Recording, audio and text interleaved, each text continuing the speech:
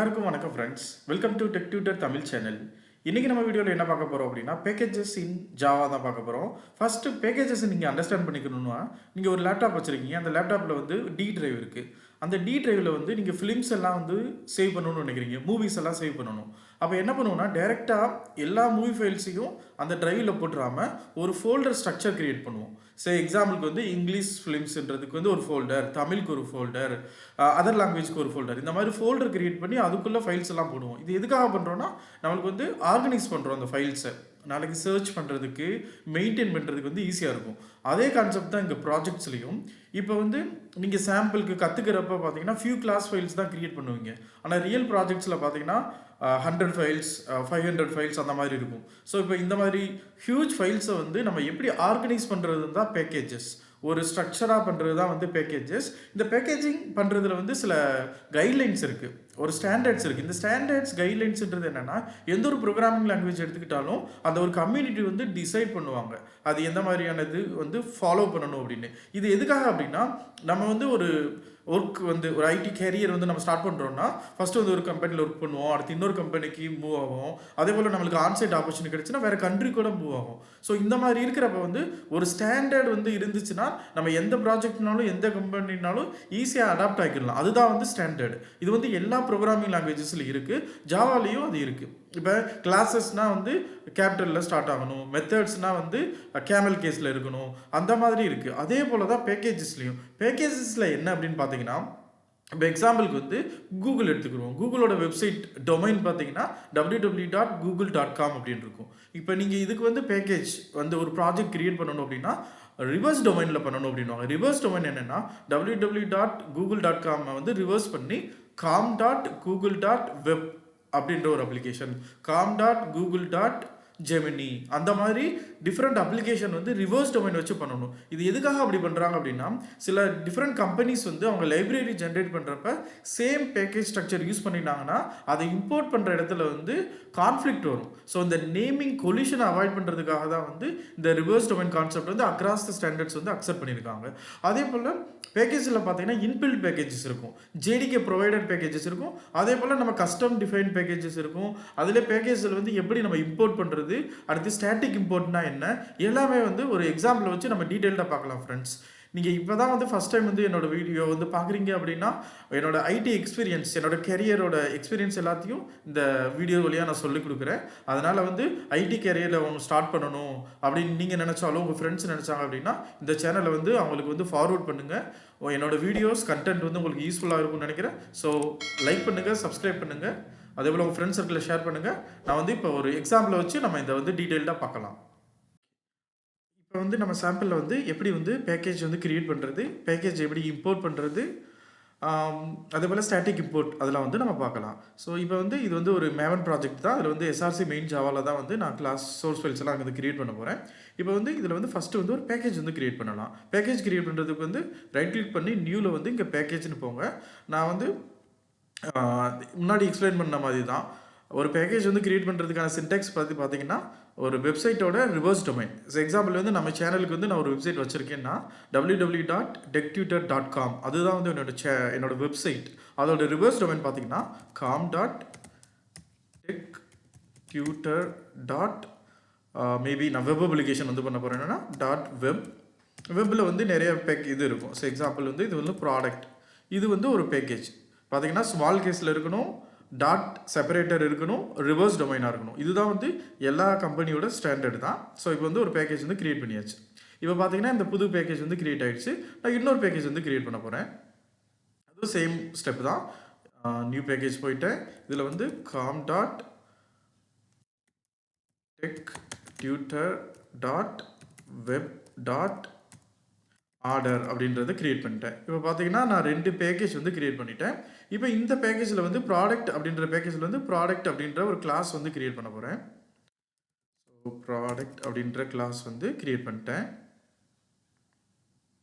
இப்போ இந்த ப்ராடக்ட்டுக்குள்ளே என்னென்ன இருக்க போகுது அப்படின்னா பப்ளிக் ஸ்ட்ரிங் நேம் இருக்க போகுது,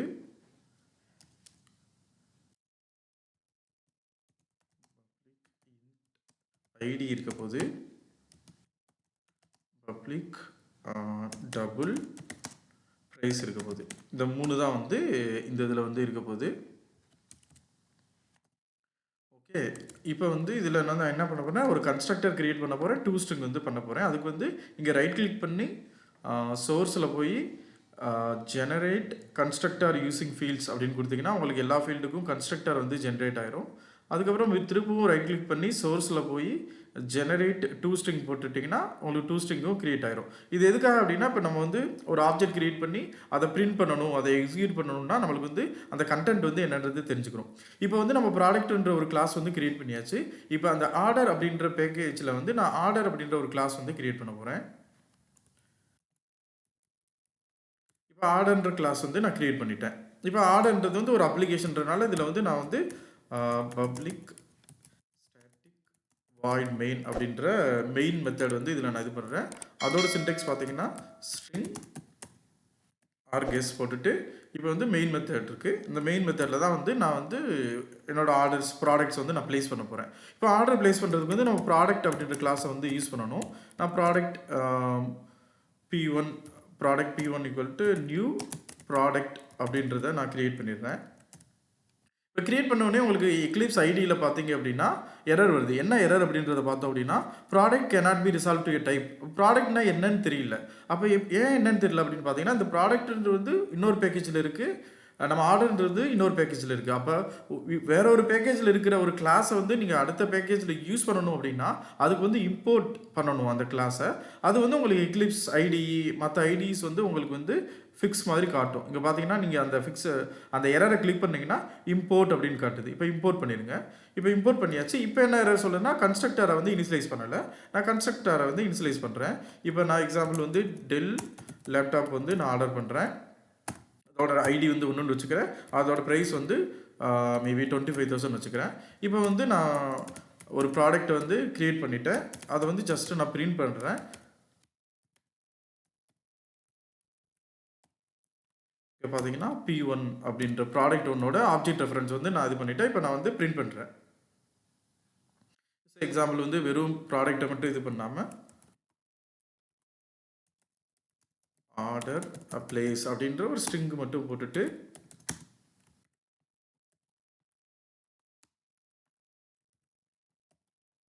இப்போ வந்து நான் ரன் பண்ணுறேன். ரைட் கிளிக் பண்ணி ரன் அஸ் ஜாவா அப்ளிகேஷன் கொடுக்குறேன். இப்போ பார்த்தீங்கன்னா ரன் ஆயிடுச்சு. ஸோ ஆர்டர் பிளேஸ்டு அப்படின்னு வந்துருச்சு. நான் கொடுத்த ஆர்டரில் என்னென்ன இருக்கோ அந்த வேல்யூலாம் வந்துருச்சு.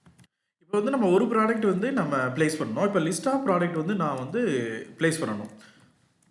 ஸோ அதுக்கு வந்து என்னென்னா லிஸ்ட் அப்படின்றத யூஸ் பண்ணுறேன். ஸோ இது வந்து நான் லிஸ்ட் இன் பண்ணுறேன்.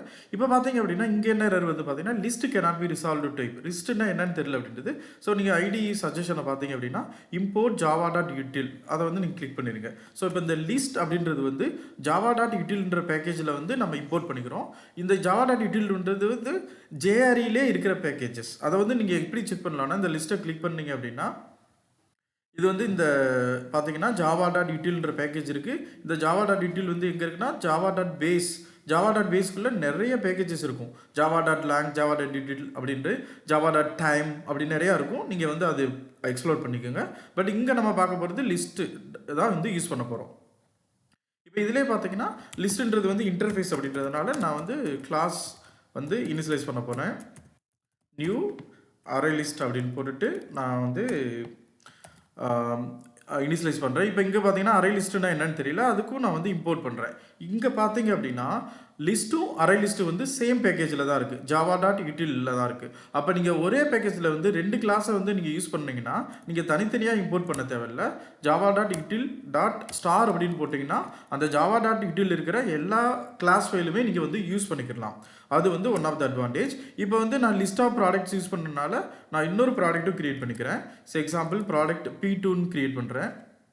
இந்த P2வில் வந்து மேபி நான் வந்து ஏசர் லேப்டாப் வந்து இது பண்ணுறேன். அதோட ப்ரைஸ் பார்த்தீங்கன்னா 22,000 வச்சுக்கிறேன். அதுக்கப்புறமா அதோட ஐடி பார்த்தீங்கன்னா 2ன்னு வச்சுக்கிறேன். இப்போ வந்து ரெண்டு ப்ராடக்ட் வந்து கிரியேட் பண்ணிவிட்டு இந்த ரெண்டு ப்ராடக்ட்டையும் வந்து இந்த லிஸ்ட்டில் வந்து நான் ஆட் பண்ண போகிறேன். list.add P1 அதுக்கப்புறம் list.add P2. இப்போ இந்த ரெண்டு லிஸ்ட்டுமே வந்து நான் ஆட் பண்ணிவிட்டேன். இப்போ ஜஸ்ட் வந்து இந்த லிஸ்ட்டை மட்டும் நான் பிரிண்ட் பண்ண போகிறேன்.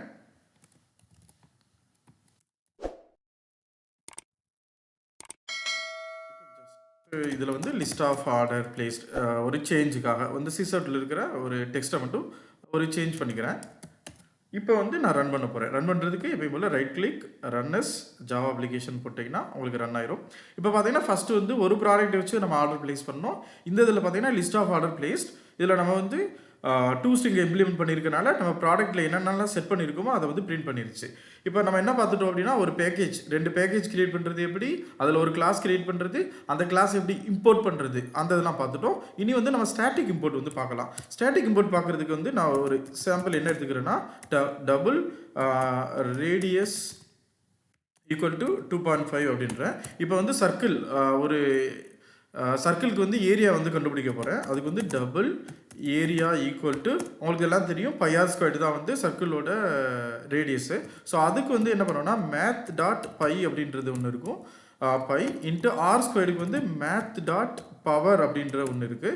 ஸோ இப்போ இதுக்கு வந்து ரேடியஸை கொடுத்துட்டு ஆர் ஸ்கொயர்டு அப்படின்றனால நான் 2 பவர் 2 கொடுத்துக்கிறேன். இப்போ வந்து இங்கே நம்ம வந்து ரேடியஸ் வந்து கொடுக்கணும். ஆருக்குள்ள தான் ரேடியஸ்னு மாற்றிக்கிறேன். ஓகே, இப்போ வந்து சர்க்கிளுக்கு வந்து ஏரியா கண்டுபிடிக்க போகிறோம். அது கூட வந்து பை ஆர் ஸ்கொயர்ட். பைக்கு வந்து மேத் டாட் பை யூஸ் பண்ணிக்கிறேன். ஆர் ஸ்கொயருக்கு வந்து மேத் டாட் பவுன்னா பவர்ன்ற மெத்தட். அதுக்கு வந்து ரேடியஸ்ன்றது இன்புட் அண்ட் பவர் 2 வந்து கொடுத்தாச்சு. இப்போ வந்து நான் வந்து கால்குலேட்டட் ஏரியாவை வந்து நான் பிரிண்ட் பண்ண போகிறேன். இப்போ ஏரியா ஆஃப் சர்க்கிள் அப்படின்றது நம்ம பிரிண்ட் பண்ணுறோம். இதுக்கு வந்து இந்த ஏரியா வந்து நான் பிரிண்ட் பண்ணிடுறேன்.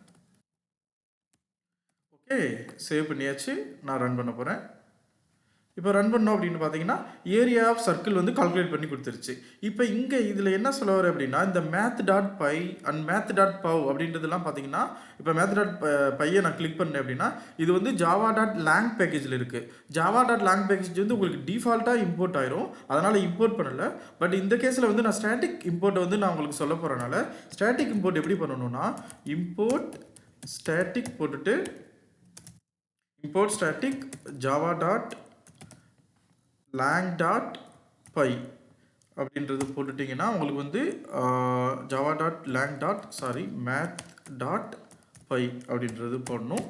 அடுத்து வந்து same Java dot lang dot math dot power அப்படின்றதுனால நான் பவர் அப்படின்றது இம்போர்ட் பண்ணிக்கிறேன். இப்போ வந்து ஸ்டாட்டிக் இம்போர்ட் பண்ணுறதுனால நீங்கள் வந்து அதை திருப்பவும் மேத் டாட்னு அக்சஸ் பண்ண தேவையில்ல.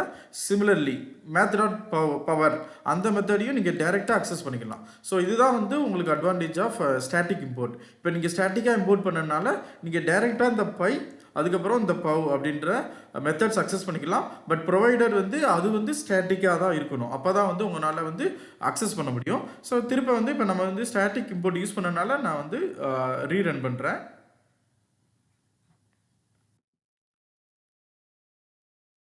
ரன்எஸ் ஜாவா அப்ளிகேஷன் கொடுக்குறேன். பார்த்தீங்கன்னா சேம் அவுட்புட் தான் வரும். ஏன்னா வந்து நம்ம வந்து ஜஸ்ட்டு ஸ்டாட்டிக் இம்போர்ட் தான் மாற்றணும். அவ்வளோதான் ஃப்ரெண்ட்ஸ். இன்றைக்கி நான் வீடியோவில் கவர் பண்ண நினச்சது இதுதான்.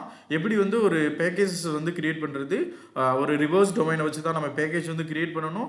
அதுக்கப்புறமா வந்து எப்படி வந்து ஒரு பேக்கேஜில் இருக்கிற மல்டிபிள் கிளாஸஸை வந்து அக்சஸ் பண்ணுறது, அதுக்கப்புறமா எப்படி ஸ்டாட்டிக் இம்போர்ட் பண்ணுறது, இது எல்லாமே வந்து இந்த வீடியோவில் பார்த்தோம். நீங்களும் உங்கள் ப்ராஜெக்டில் ஒர்க் பண்ணுறப்ப இந்த ஸ்டாண்டர்ட்ஸ் எல்லாம் ஃபாலோ பண்ணுங்கள். அதே போல் உங்களுக்கு இந்த வீடியோ பிடிச்சிருக்குன்னு நினைக்கிறேன் ஃப்ரெண்ட்ஸ். உங்களுக்கு இந்த வீடியோ பிடிச்சிருந்துச்சுன்னா இந்த சேனலை வந்து சப்ஸ்கிரைப் பண்ணுங்கள், லைக் பண்ணுங்கள், கமெண்ட் பண்ணுங்கள். அதே போல் இந்த ப்ரோக்ராமை வந்து நம்ம சேனலுக்கு வந்து GitHub ரெபாசிட்டரி இருக்குது. அந்த GitHub ரெபாசிட்டரியில் வந்து நான் அப்லோட் பண்ணிவிட்டு அந்த லிங்க்கை வந்து உங்களுக்கு டிஸ்கிரிப்ஷனில் ஷேர் பண்ணுறேன். நீங்கள் ட்ரை பண்ணி பாருங்கள். ப்ரோக்ராம்ன்றது வந்து நீங்கள் ட்ரை பண்ணி ஒர்க் அவுட் பண்ணால் தான் வந்து உங்களுக்கு வந்து பழகும். அதனால் நீங்கள் வந்து வீடியோஸை பார்க்குறது மட்டும் இல்லாமல் ப்ரோக்ராம் வந்து போட்டு பாருங்கள். அப்படி நீங்கள் இந்த ப்ரோக்ராமை எக்ஸிக்யூட் பண்ணுறப்ப உங்களுக்கு எரர் வருது, எக்ஸெப்ஷன் வருதுன்னா நீங்கள் கமெண்ட்டில் வந்து ஷேர் பண்ணுங்கள். நான் உங்களுக்கு வந்து ரிசால்வ் பண்ணுறேன். Thanks friends. தேங்க்ஸ் ஃபார் வாட்சிங். உங்களை நான் மீண்டும் இன்னொரு வீடியோவில் வந்து சந்திக்கிறேன்.